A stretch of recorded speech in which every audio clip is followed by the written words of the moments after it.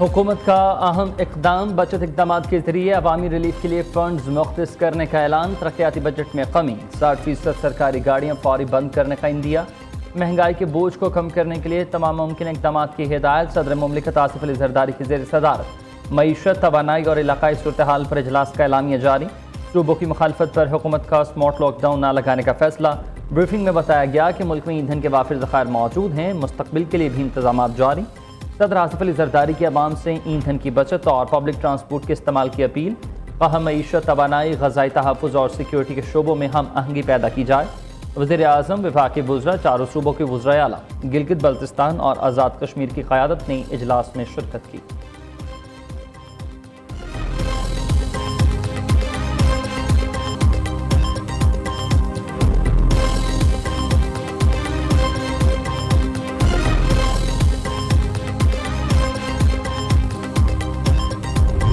वज़ीर आज़म शहबाज शरीफ का मुश्किल वक्त में कमज़ोर तबके को अकेला न छोड़ने का अज़म। गरीब और मतवसत तबके के अफराद को मज़ीद रिलीफ फराहम करने के लिए कोशिश।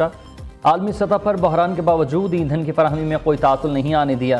कुर्बानी का सिलसिला हुकूमती अखराजात में कटौती से शुरू किया। डिजिटल निज़ाम से आम आदमी तक रिलीफ पहुँचाएंगे। वज़ीर आज़म शहबाज शरीफ का खलीजी बहरान के असरात पर जायज़ा इजलास से खिताब। वज़ीर आज़म को यूरोपीय कौंसिल के सदर एंटोनियो कोस्टा का फ़ोन। मशरिक़ वस्ती में जारी कशीदगी और आलमी मईशत पर तबादला ख्याल। सदर यूरोपीय कौंसिल ने पाकिस्तान की अमन और इस्तेहकाम के लिए कोशिशों की तायीद की।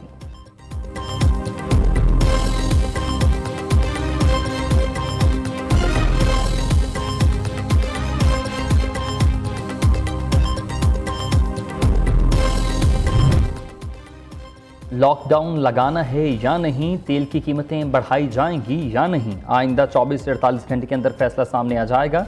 वज़ीर इत्तलात अता ताड़र कहते हैं कि किफ़ायतशारी मुहिम के तहत काबीना अरकान की तनख्वाहों और मुराद में कमी की। सरकारी फ्यूल में 50% तक कटौती की गई है। हुकूमत ने बचत करके अवाम को 129 अरब रुपये का रिलीफ फराहम किया। आलमी सतह पर सफारतकारी के महाज पर पाकिस्तान इंतहाई अहम मुल्क बनकर सामने आया। दुनिया में क़याम अमन के लिए पाकिस्तान इंतहाई अहम किरदार अदा कर रहा है।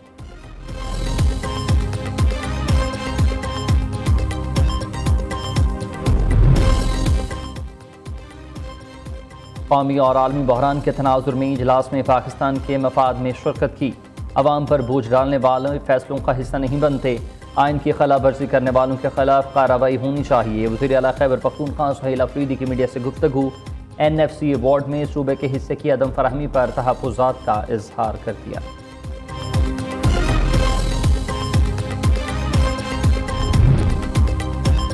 मशरिक़ वस्ती में क़याम अमन के लिए पाकिस्तान सरगर्म है। नायब वज़ीर आज़म इसहाक़ डार आज चीन का दौरा करेंगे। अमरीका ईरान तनाज़े पर चीनी क़यादत को एतमाद में लेंगे। पाकिस्तान के अमन इक़दामात से भी आगाह करेंगे। दूसरी जानिब चीन ने पाकिस्तान की सालिसी कोशिशों की भरपूर हिमायत का ऐलान कर दिया। तर्जुमान चीनी वज़ारत ख़ारिजा ने कहा कि इलाक़ाई कशीदगी में कमी के लिए पाकिस्तान का किरदार काबिल सताइश है।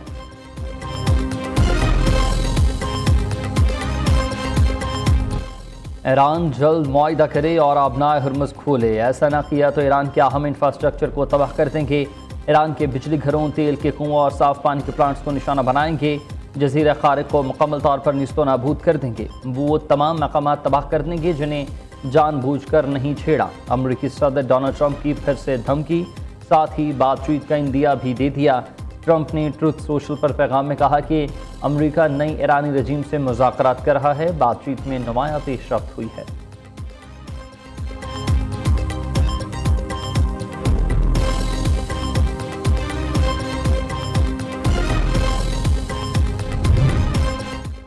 ईरान की अमरीका के साथ सालिसों के जरिए पैगाम रसानी की तस्दीक। ट्रंप इंतजामी के साथ बराह रास्त मुज़ाकरात की खबरों को फिर मुस्तरद कर दिया। ईरानी वज़ारत ख़ारिजा के तर्जुमान इस्माइल बकाई का कहना है कि अमरीका के साथ अब कोई बराह रास्त बातचीत नहीं हुई। सदर ट्रंप का मौक़िफ़ बदलता रहता है, ईरान का नहीं।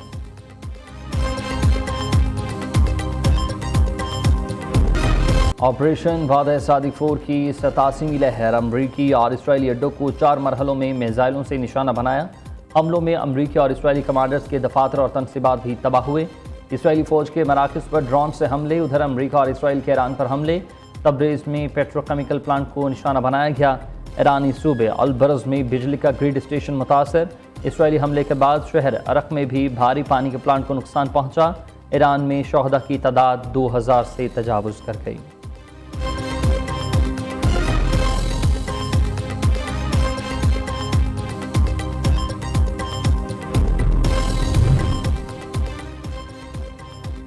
IAEA کی ایران کے خنداب جوہری پلانٹ پر حملے میں نقصان کی تصدیق۔ بین الاقوامی ایٹمی توانائی کا ایجنسی کہنا ہے کہ ایران نے 27 مارچ کو خنداب میں حملے کو اطلاع دی تھی۔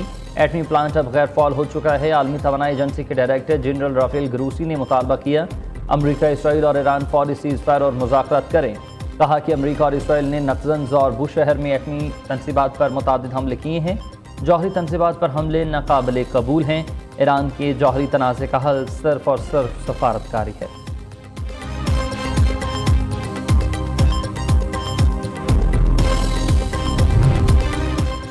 اسپین ڈٹ چکا ہے۔ ایک بار پھر صدر ٹرمپ کو صاف جواب ملا۔ ایران کے خلاف جنگ میں امریکی فوجی طیاروں کو فضائی حدود استعمال کرنے سے روک دیا۔ اسپین کی وزیر دفاع مارگریٹا روبلز نے کہا ہے کہ ایران جنگ سے متعلق فوجی اڈوں کے استعمال کی اجازت نہیں دیں گے۔ اسپین کی فضائی حدود بھی کسی جنگی کارروائی کے لیے بند رہے گی۔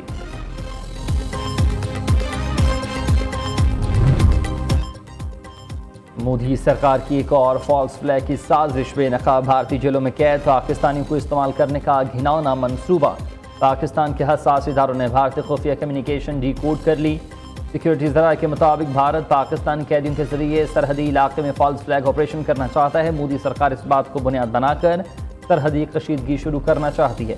دنیا بھارت کی مکاریوں، جھوٹ اور گھسے پیٹے بیانیے سے پہلے ہی تنگ آ چکی ہے۔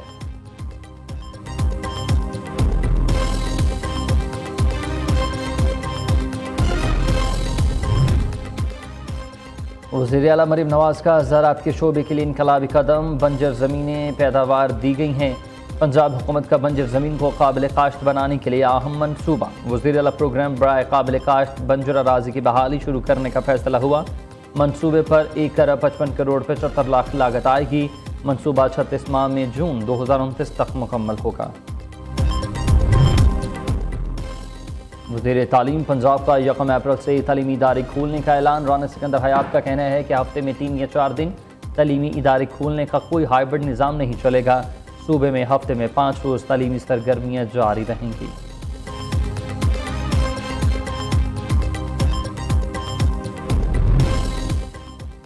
ام رباب چانڈیو کے والد، چچا اور دادا کے قتل کیس کے ملزم ماڈل کورٹ دادو سے باعزت بری۔ ام رباب کا عدالتی فیصلے کو ہائی کورٹ میں چیلنج کرنے کا اعلان۔ چانڈیا ہاؤس کمبر شہزاد کورٹ پہنچنے پر ملزمان کا ہائی فائرنگ سے استقبال کیا گیا۔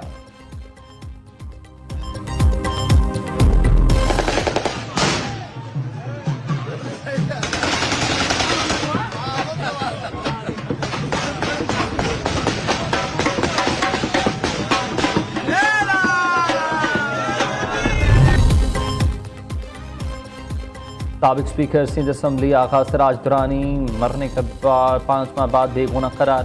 نیب حکام نے عدم شواہد پر غیر قانونی اثاثوں کا ریفرنس واپس لیا۔ نیب عدالت کراچی نے مقدمے کے دیگر تمام ملزمان کو طلب کر لیا۔